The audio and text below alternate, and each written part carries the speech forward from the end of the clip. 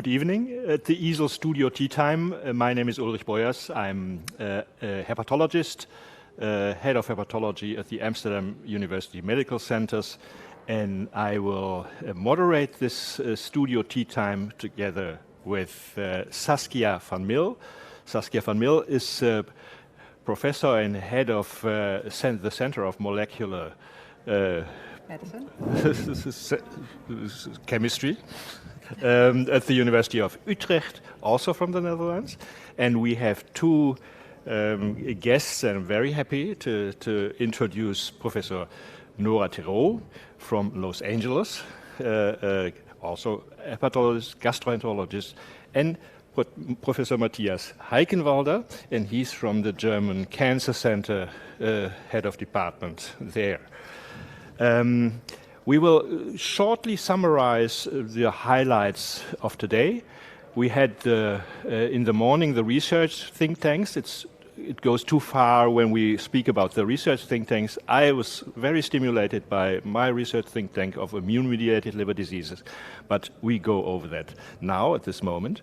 And if everybody agrees, we will start with a postgraduate course. We had 3 sessions of the postgraduate course, and Professor Norah Terrault is one of the chairs of this course this year, and we are very happy that he took over the responsibility for that.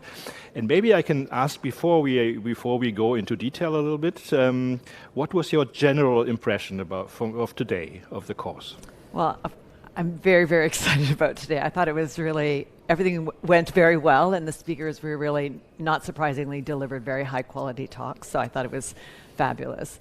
And I think our focus for this was on kind of innovations and future look, like an immediate future look at clinical hepatology. And I think in all 3 of the sessions, they really delivered in that way. Yeah. And when we got questions from the audience, they were very much aligned with that. Like, okay, now learning all this, how should I apply this tomorrow in my clinic? So I thought that it was sort of spot on in terms of really reaching the goals of the course in terms of what we saw today. Yeah, I completely agree. I had the same impression. I also was in the course, and as educational counselor, yeah. I'm one of the organizers together with you.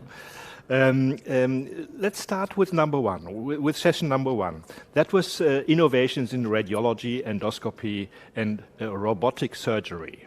Yes. Could you take out highlights for you?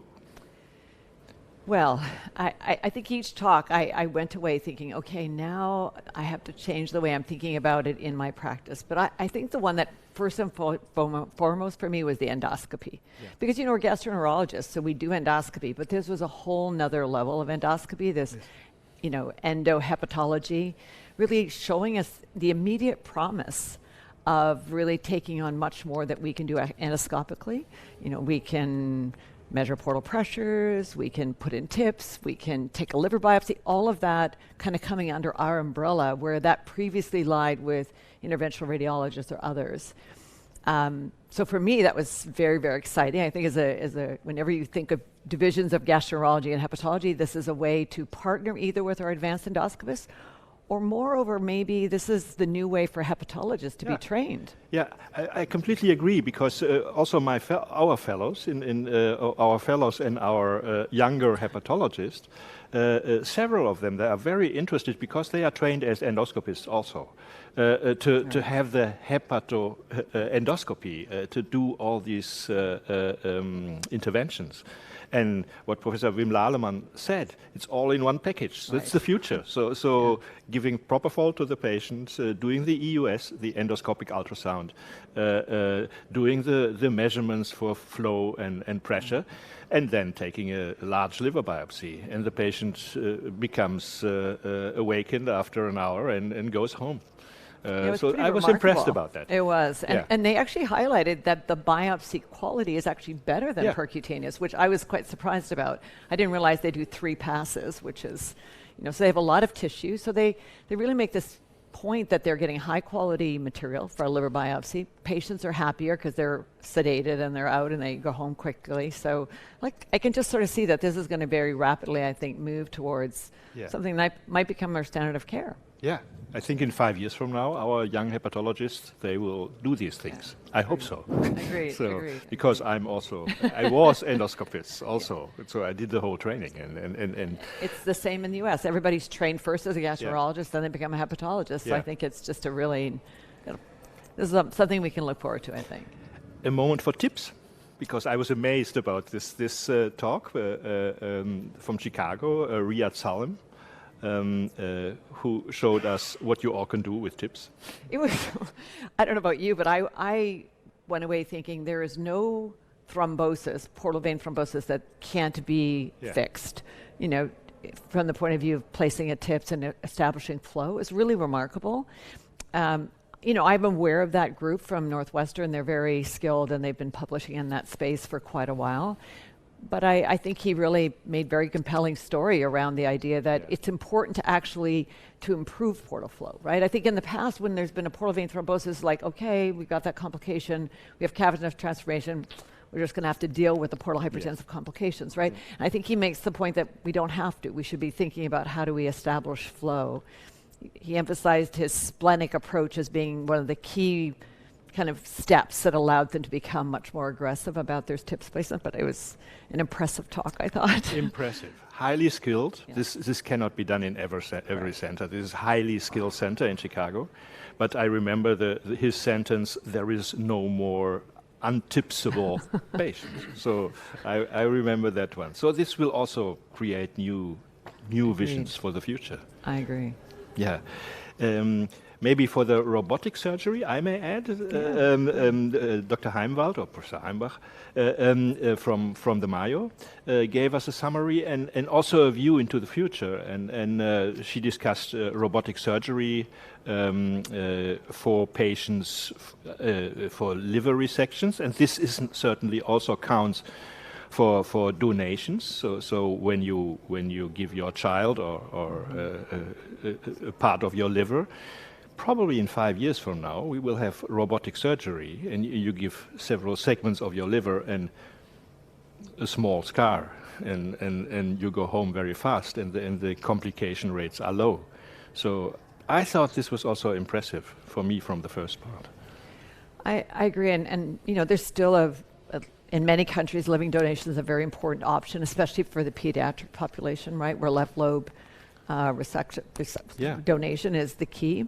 So this may promote maybe more centers to be able to offer that as well. So again, I think an important innovation that we could see would maybe advance the field, both resections, but especially donation. I think that's actually a really key area. I was also of the donation. I was impressed for that future. Yeah. Agreed.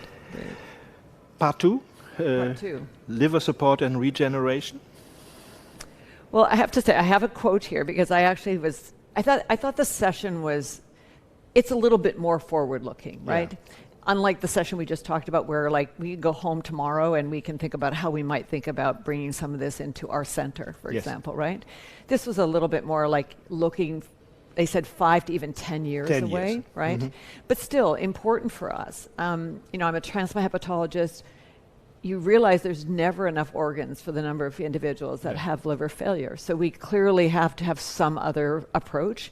And so the work around regeneration, the work around alternative, the liver support talk I thought was probably the one that's closest for us to think about. Mm-hmm. And how do we sort of enhance how we're doing with liver support? But it was really this future of really being able to do a hepatocyte transplant and how do we have better regeneration of livers that are being resected? Those were kind of the areas that I think very exciting, but a little bit more like we're earlier on and it's going to take some years yet. Yeah, it's for the studio maybe too much into detail. One has to listen to such a talk and to see then the steps we still have to go. For the moment, not so much change when we go back from EASL home. But they're very inspiring though, and really I think it's not an area that I had been so aware of some of the very new developments, especially around the different types of, building hepatocytes, building, you know, the vehicles to deliver hepatocytes. It was actually a great talk. Yeah, the different types of stem cells, and what I also learned, we have different types of stem cells, and Fortis Sampratiotis gave an impressive talk about what they are all doing, but we don't have the one stem cell type which we can use. They all have their pros and cons, and I think he explained that very well. So I think he we did are a not very yet nice there. balance. Exactly Yeah, right. yeah. You know, giving us some hope, but still pretty cautious, I would say. Yeah. To the third part, frontiers in biomarkers. I think we heard an excellent introduction lecture from Pierre-Emmanuel Raltou. Comment on that? I agree. I chaired that session, so I very much enjoyed it, and this is where I could really see that the audience was so engaged as well. But I thought he gave an outstanding talk, and it's such a topical area, right? Yeah. And I think helped to lay the groundwork for not only what we're very comfortable now with in terms of using transient elastography and platelet count, for example, but he took us beyond that about what's really very quickly coming, that we're already starting to incorporate into our kind of algorithms for identifying individuals with both cirrhosis and clinically significant portal hypertension. He did a very, very nice job highlighting. I hadn't, for example, heard about actually calculating a liver nodularity on a CT scan and coming up with a score, right? That was very interesting. That was very interesting, right? I've noted it here because I didn't know it. I have to admit that I also was not aware of that one, that it has really a prognostic value, and you can do this score with a normal CT. So I think he took us from what are the kind of very core things that we all have access to, but then giving us, taking us to microbiome and polygenic scores and really kind of going to the future and the near future, though, where we're going to be able to incorporate these into our prognostic models. But I think one of the interesting things that sort of stuck out, and I kind of asked them the question, was all of our current algorithms sort of leave out the obese NASH patient. We don't really know how to actually get accurate information about that patient and do they have clinically significant portal hypertension. That's a gap in the field, and maybe not so much in Europe where you don't have so many obese patients with NASH, but in many countries those go hand in hand, and we need to have, I think that's an area where there's a gap still, and we need more work to be done. Yeah. They are a selective group, and all the prognostic markers we have for all other types of patients with cirrhosis, it doesn't fit completely on this group. This is true, and we have to remember that. Otherwise, I think the progress is so fast. So when you look at the Baveno criteria, 7 in comparison to 6, which just came out, and there is so much happening, and I think we learn a lot within a short time. And we have to keep informed, because it changes so fast with the recommendations also. And really helping us to really do much better prognostication, risk stratification in our cirrhotics, right? It used to be just compensated, decompensated. Now we're really much more refined, which I think was highlighted very nicely by much more differentiated, and we need that for our decision making for the next months and the next year and the next 2 years. So agreed.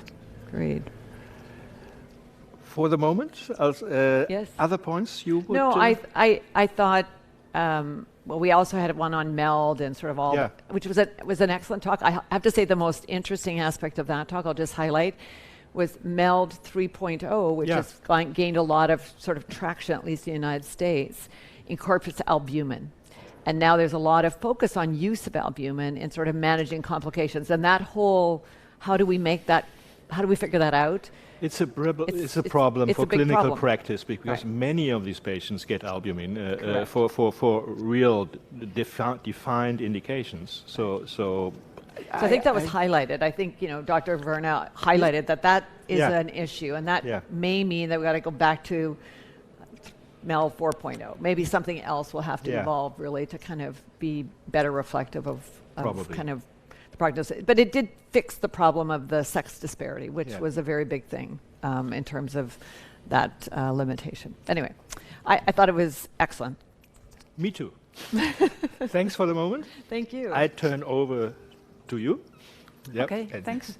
Because in parallel, we also, next to the postgraduate course, we also have the basic science seminar running for 2 days. And this year it was on emerging concepts in metabolism, both in health and disease. We asked 3 people to organize it this year, and these are Stan van der Graaf, Mirjam Ouadi, and Matthias Heikenwälder. So thank you very much for the organization. It's quite a lot of work. How are you feeling today after one day? It was a lot of fun, and I was amazed by the active discussions. So we really encouraged people to stand up and talk. So we even really tried to give and devote time for discussions, discussing novel concepts. And I have to say, even as you have seen it, at 6 o'clock, people were queuing after the talks and even after the sessions to interrogate the speakers. So I think this is how a meeting should be about, that the people who are there, and it was pretty full, are motivated, are full of energy, and they really are passionate about what's going to be talked about, and that was really the case. So I'm pretty satisfied because, as you said, there is some work behind it, and we had also 2 speakers from the US who were somehow online connected, and that was not so easy as you have seen to begin with, but then everything worked out fine, and we were really happy that today it was interactive. It was very positive. Yeah, I also really like the format that the PI or the boss is speaking for 10 minutes, and then the younger fellow I think addresses the more try to give the young people a stage to talk in front of a bigger crowd. I mean, including the audience that is online. I think there are more than like 1,500 people at least watching, and for younger folks who just are in their postdoc phase or just try to start to become an assistant professor, this is also something to present yourself, generate outreach, and of course generate outreach with the quality of your research. And I think we've had selected really stunning speakers. I mean, really the top-notch people in the world: Gerald Schumann, Randy Kaufman, top-notch immunologists from Germany, from the United States, Adam Rose from Nash, working on Nash from Monash University in Australia. So really the best people, so the best of the best. Yeah. So I was happy that they were all there. Nobody was sick, and so you never know these days. No, you did a great job. Yeah. So Mirjam could unfortunately not attend, so you're doing it, the two of you. Yes, it's the duo infernal, the 2 gentlemen.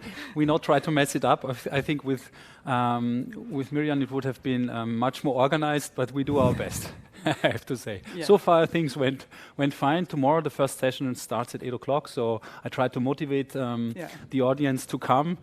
Talked about the coffee at 9:30, so if the coffee is excellent, most of the people hopefully will come. Yeah, if you're very late at the dinner, I'll send you home. We don't need to sleep that much. We are young and healthy. Okay, so now you also had 3 sessions Yes. today. So to the first session, what were really for you the emerging concepts? Well, so I think metabolism as such in the liver has been underestimated. Metabolites either coming from hepatocytes or immune cells, or even from the microbiome, right? I mean, it's really impinging massively on the mechanistic underpinnings in the liver. May this be what type of immune cells enter the liver? May this be how hepatocytes proliferate or don't proliferate, present antigens, and at the end of the day also how they respond to therapies. So we now know that, and we and others actually have published a paper last year back-to-back in Nature where we show that Nash in particular changes the response efficacy to immunotherapy. And however, it's also very nice to see that there is not one type of metabolism. There is so many flavors when you look at patients. So there will be also Nash patients that respond pretty well to particular type of immunotherapies. Himalaya trial has shown it. Anti-CTLA4 combination with anti-PD-L1 works in some of the patients. So why is that the case? Well, because some of these patients apparently have T cells that you can still tickle to induce tumor surveillance. So in general, but jumping into the first session, I think that people start to understand that metabolism is a new field of cell crosstalk that is a new level that is not really investigated in that detail, and it changes the paradigms in how we think about how liver works. Also, I think in the clinical practice it will change what type of metabolites will you use as markers to stratify patients for particular therapy responses, or even for risk stratification per se. So I think this will become really a big topic. And in the first session, I think there were for me two outstanding, or actually all the talks were outstanding, but two talks I remember well. That was the first talk from Gerald Schulman and also from his postdoc PhD Tracy, where they really indicate, you know, the new mechanisms of glucagon insulin signaling, and that actually addition of glucagon in combination with GLP-1 blockers will be something beneficial in terms of fatty liver disease. So, and I think this is also emerging from our sessions, that the translational aspect really becomes more and more into the center of the research of the people. So the people really ask themselves, you know, what do I research for, and where do I want to get, what is my mission?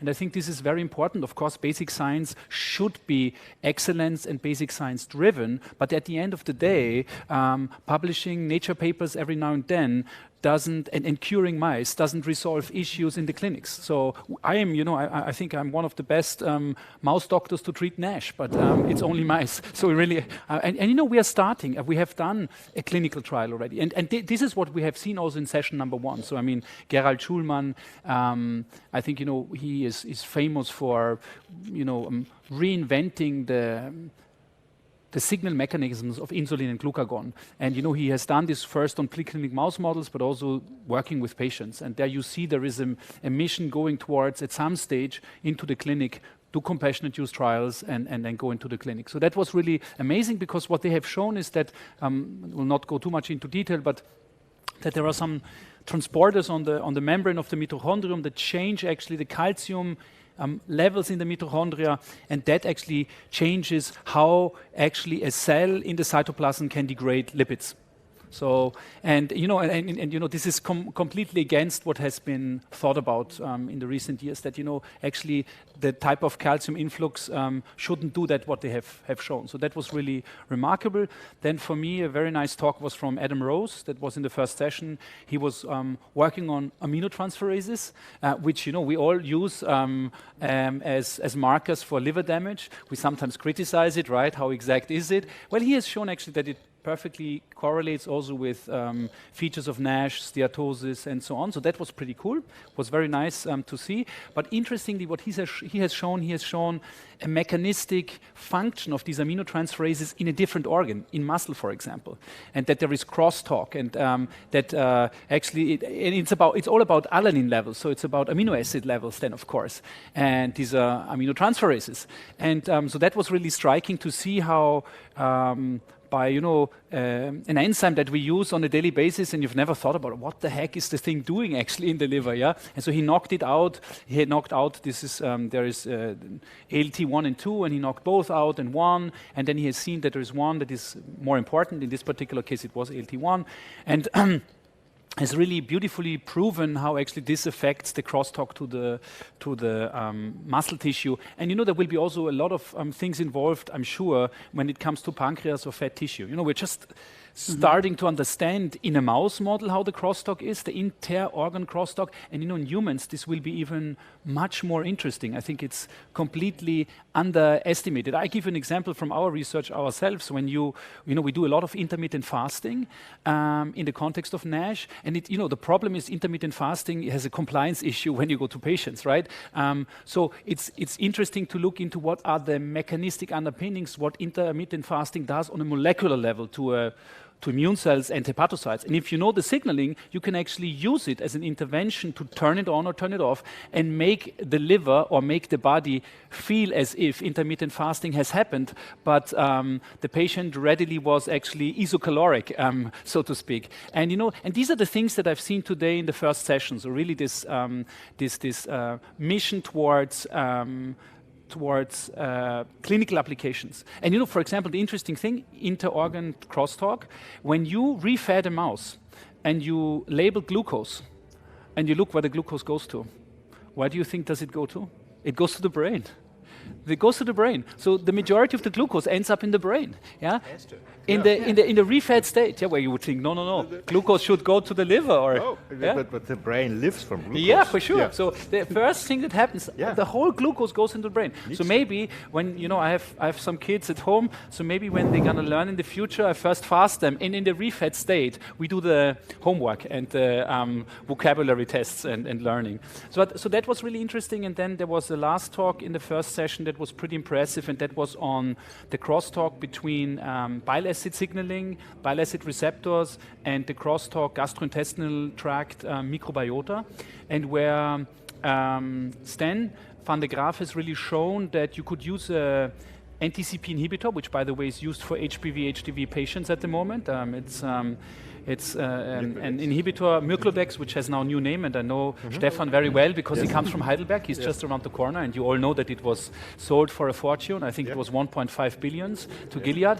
And he uses now this concept to treat actually diseases. So it's not about blocking an entry receptor for HDV, but actually to see how can I change bile acid signaling. So to intervene FXR, TGF5 signaling. So that was impressive. And of course, the link with the microbiome.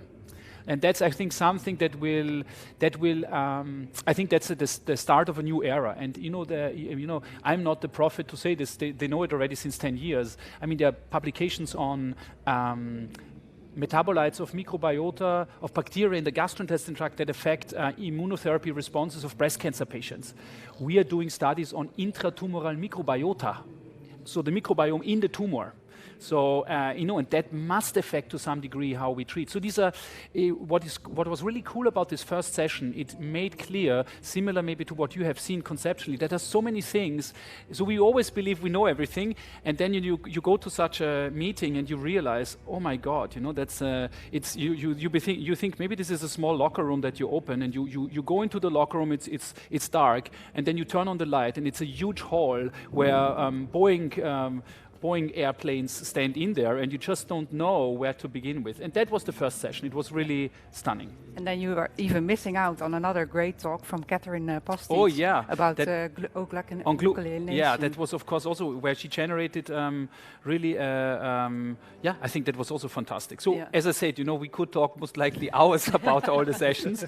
So that was the first session. The second session was on the link between immunometabolism and cancer. And there was a very nice talk by Jorge Moscat. He was talking on P62 signaling. P62 is a molecule that you see usually in Mallory Denk bodies. So it's actually this old 25-year-old, 30-year-old metabolic and immunometabolic histopathology that pathologists use. It's these aggregates that you see in H&E that are dark purple, and this is just it's a sign of false ER stress and protein degradation. But what the Moscat group has shown is that these proteins also have a very important function in proto-oncogenic signaling and in modulating metabolism. And again, this shows you like a molecule that is named after a pathologist who is still alive. Denk and Mallory, I think, is already dead. And now it turns out that this molecule that they found in these aggregates, which people use to have a NAS6 or something like this to really define the histopathology of Nash. Now we know that these molecules actually have a molecular function that you might use as a target for therapy.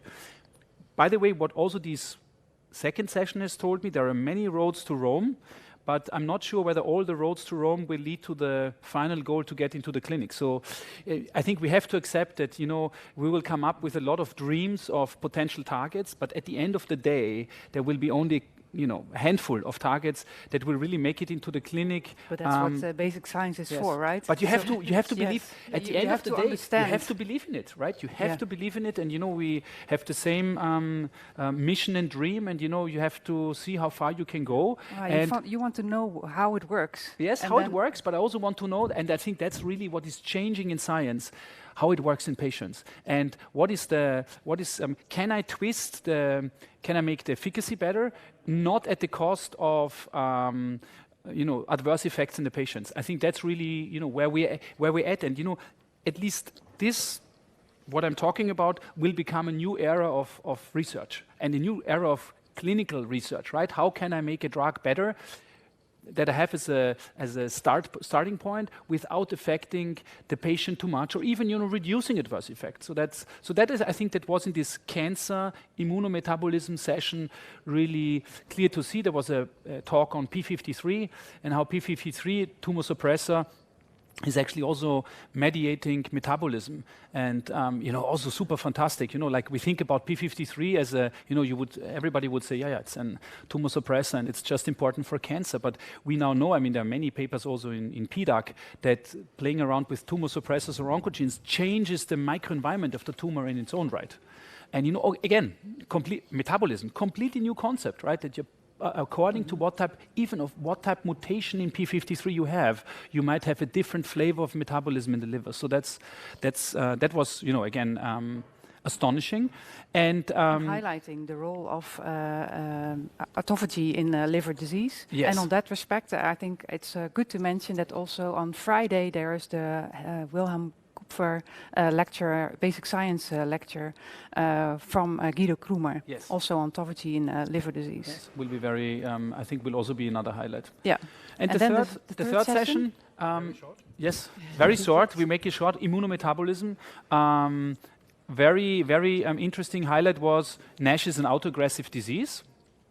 Terrault. So it's a disease that is triggered by CD8 T cells that do not recognize antigens, but that are metabolically activated to kill every type of cell they see. And this metabolic activation generates a pro-inflammatory, pro-cancerous environment. And if you go in with immunotherapy, you stabilize these cells because they are PD-1 high. So these are CD8 PD-1 positive cells. So this was a highlight, I think, because it again changes how we look at Nash and how we look at treating this disease. So that was for me definitely a highlight. Another highlight was of our speaker from the US, Randy Kaufman, who talked on an ER-stress molecule, ATF6. Which is, one of many. But what is very interesting that usually you think these molecules should protect cells to combat stress. That's what ER-stress molecules are about. But the problem is in nature has never generated a situation where you eat one chocolate after the other and have an immense amount of kilocalories in a short time frame, right? So chronic stress has not been thought about by nature. And he shows that if this ER stress, which in acute form is good for you, beneficial, is actually not good if you have it chronically turned on, and it becomes pro-carcinogenic. And so that was, I think, I would say another highlight. And the last highlight, last sentence, make it very short, was the analysis of single cells in the liver, immune cells in Nash. And the new technologies of single cell technology, may this be general, single cell RNA-seq or spatial. We now really go into spatial single cell transcriptomics. We do single cell metabolomics in situ.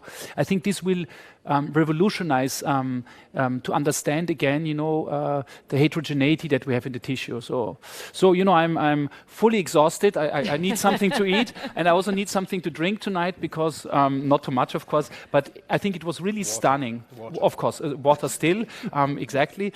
It was stunning, and I think what was cool today is that we have really presented to the audience really what is at the forefront of the field. And there's still a lot more to come tomorrow. Yeah, tomorrow, 8 o'clock. So for everybody, 8 o'clock tomorrow. I'll be there. Central nervous system we talk about, and fibrosis and metabolism. Very Yeah, nice. great. Very I'm very nice. much looking forward to that. Yes, me as well. And with that, we are closing this session. So tune in tomorrow for EASL Studio London Calling, the midday talks and the Teatime episodes, live from the International Liver Conference 2022. Good night. Have Good night. a nice evening. Perfectly in time, right?